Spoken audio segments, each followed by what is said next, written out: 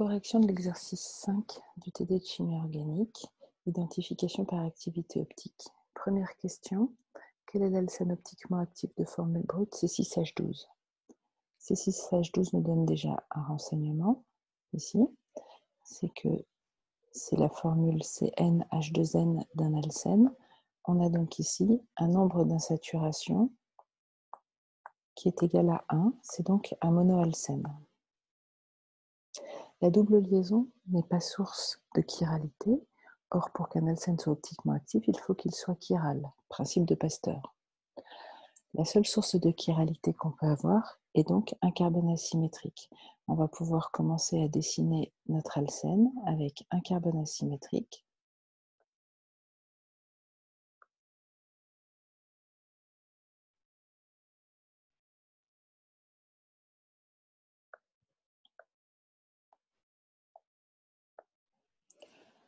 Ce carbone asymétrique, ici, nous laisse donc 5 autres atomes de carbone pour pouvoir venir compléter notre alcène.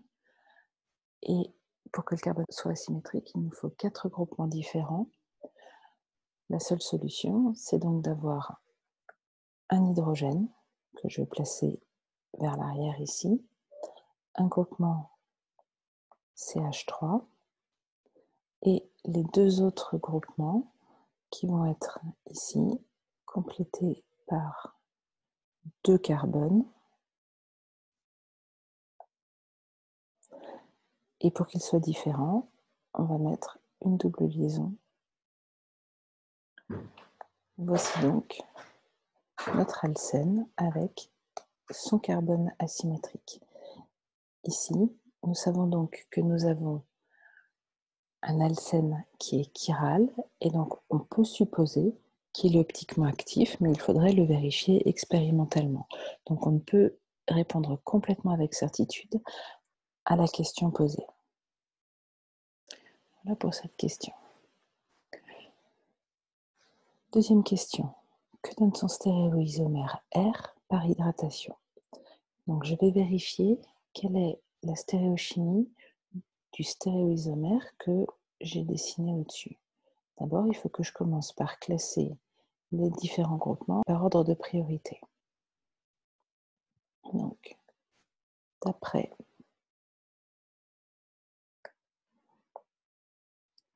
les règles de Canning-Gold et Prelog,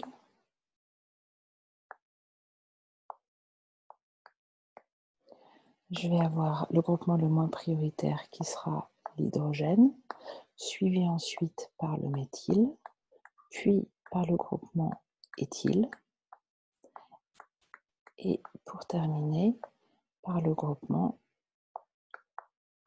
comportant la double liaison, puisque je peux remplacer la double liaison par des carbones fantômes. Et donc, si je regarde quel est le stéréodescripteur de celui que j'ai dessiné au-dessus, je vais du groupement le plus prioritaire vers le groupement le moins prioritaire. Et donc ici, j'avais dessiné le stéréoisomère R. Donc, j'ai eu plutôt de la chance. Donc, je vais repartir de ce stéréoisomère et je vais écrire sa réaction d'hydratation. Donc, lorsque je réalise l'hydratation en milieu acide, je vais avoir besoin d'un catalyseur acide, ici que je peux écrire soit sous la forme de H2SO4, soit que je peux écrire de façon simplifiée sous la forme H+, et je vais donc avoir, dans une première étape, réaction de la double liaison qui est nucléophile sur ce H+, qui est électrophile, avec le doublet qui se dirige vers la lacune. On obtient ici 2 carbocations possibles. Donc je pars dessiner l'hydrogène, soit un carbocation secondaire, soit un carbocation primaire. D'après la règle de Markovnikov, ce carbocation secondaire sera majoritaire.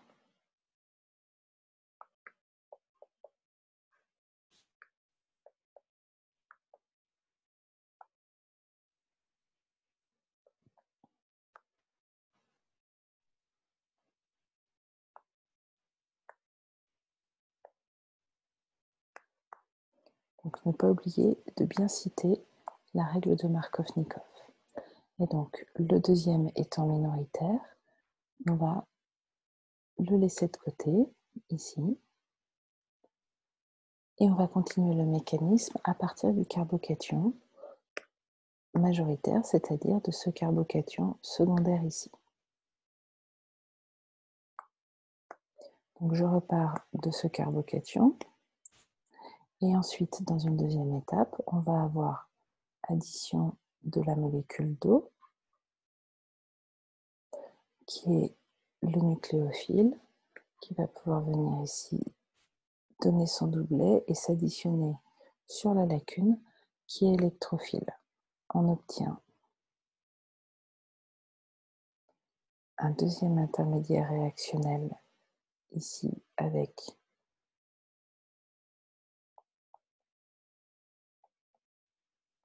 l'oxygène qui a donné son doublet, qui est donc chargé positivement et qui va ensuite récupérer ici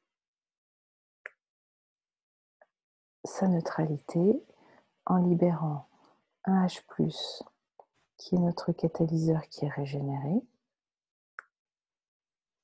et également notre sous-produit, enfin notre produit, pardon, de réaction,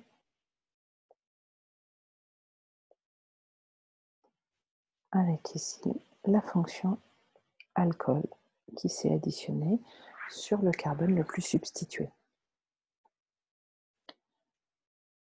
On a dans cette molécule deux carbones asymétriques. Le carbone asymétrique ici, qui n'a pas changé, et on a créé ici un deuxième carbone asymétrique au moment de l'addition de l'eau dans la lacune. Ce carbocation ici est plan, il y a donc équiprobabilité d'addition de l'eau sur la face du dessus et sur la face du dessous, avec absence de stéréosélectivité lors de cette addition. Donc le carbone fonctionnel qui porte la fonction OH, qui est ici le carbone numéro 2,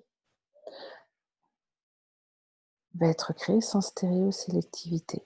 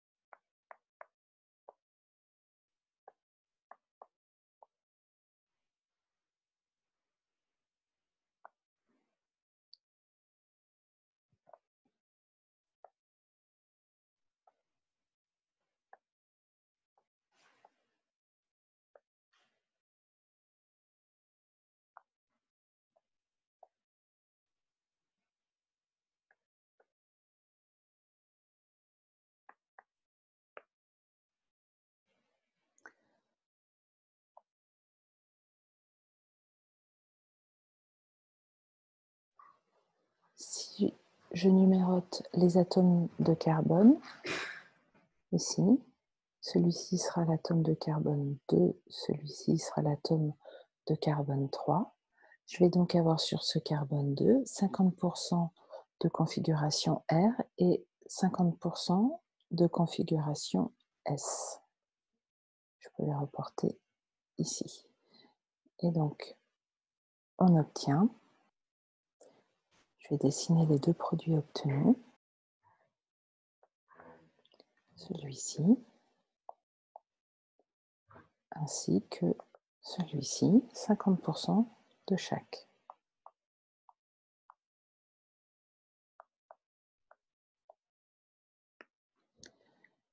Je peux déterminer la configuration absolue de chacun de mes atomes de carbone. Donc, sur le carbone 2, l'atome le plus prioritaire sera l'oxygène, suivi ensuite du carbone 3, puis du CH3, et l'hydrogène est bien placé vers l'arrière. On a donc ici une molécule qui est 2S. Pour le carbone 3, les priorités vont du carbone 2 jusqu'à l'éthyle, en finissant par le méthyle, et l'hydrogène est bien vers l'arrière. On aura donc ici un carbone qui est 3R. Donc on aura ici une molécule 2S3R.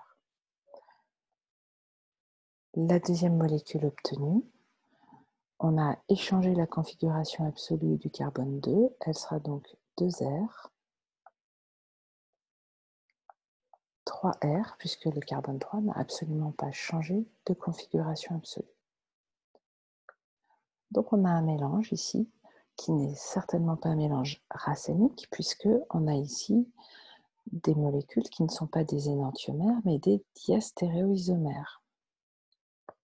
Ici, ces deux molécules ici sont des diastéréoisomères. Donc, leurs pouvoirs rotatoires ne sont pas liés l'un à l'autre. Conclusion, la solution obtenue à l'état final est un mélange en quantité identique de deux diastéréoisomères. Son pouvoir rotatoire est non nul.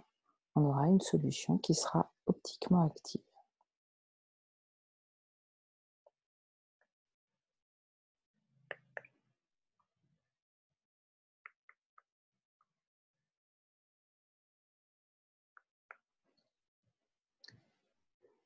Voilà pour l'ensemble de cet exercice.